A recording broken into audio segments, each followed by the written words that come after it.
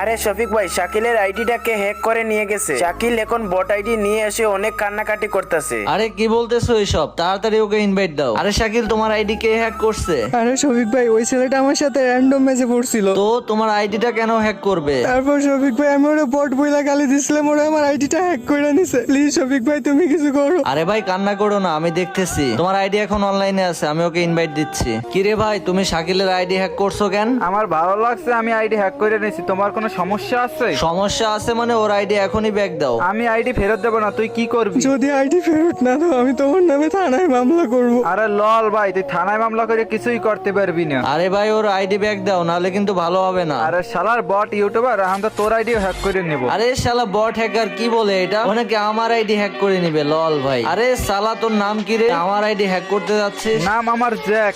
এই দেখ শালা বট ইউটিউবার, এখন তোর আইডিও করে ফেলাম হ্যাক। ভাই, এটা কি হইলো?